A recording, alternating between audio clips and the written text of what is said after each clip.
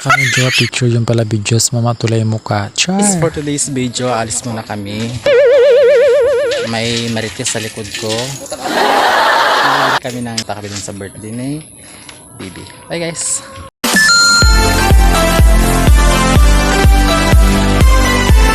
At nagkanda traffic na nga guys, dito man na guys, probinsya lang to, sadyang may ginagawa lang kaya nagkanda traffic.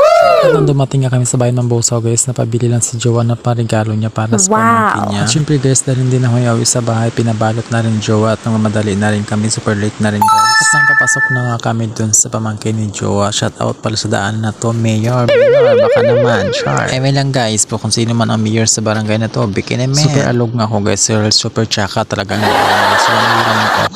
one way naman guys, hindi. Pero syempre naman guys, kung sino na mga residents na mas okay sa kanila na mapagawa or maayos siya. Tapos dito naman guys, another pasok na naman. At another pasok ulit.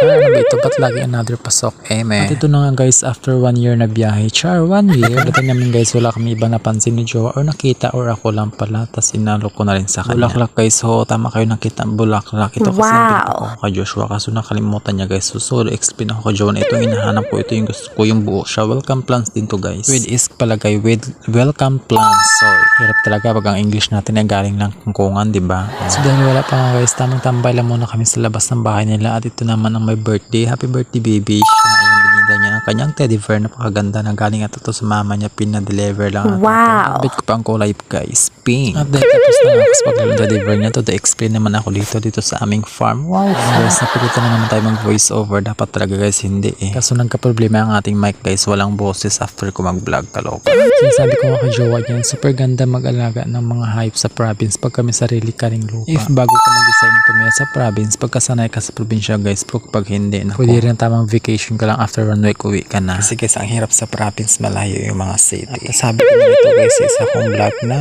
malaki yung pinag-iba ng province life kaysa city life. Ano daw? So ito na nga guys, dahil tapos na akong pag-ikot sa aking mansion o farm. Volleyball naman nakita ko guys. At dahil hindi ko nga hawak ang cellphone, hawak ni Joshua, hindi ko alam pumasok pala sa loob. Pinagbidyohan yung mga pagkain. So okay naman sa Diyos, pwede ka mag-vlogger. Nasa labas na ako nun guys that time. Wow, that time. Kasi ito guys, ako na yung mga video nito. Ito na yung kakain na kami. Tinuturo ko guys, favorites ko yan, Goxi. Oh, Goxi, di ko alam pa name. Wala ko sa pangalan guys. Basta parang yun ang familiar. Sa bahay na ito guys, may ilang vlogs na rin akong nagbuha dito. So yun na nga guys, after kong kumuha, umupo na rin ako dyan para kumain na rin guys. At maya nga tinawag na rin ako ni Joshua para kumain ng ice cream daw. Tatry daw niya, masarap daw to. At nahirapan pa nga siyang kunin, kaluka. Ayaw patang pakain guys. By the way guys, ito nagpakain din pala sila sa school sa mga klase. Tapos ito pa nga guys ang chika, bago kami napapicture guys after kain na, o diba bongga. At nahiya pa nga siya para i-blow ang kanyang candle at sabay picture. Candle, tama ba yun? Kandila na lang para madali, o diba?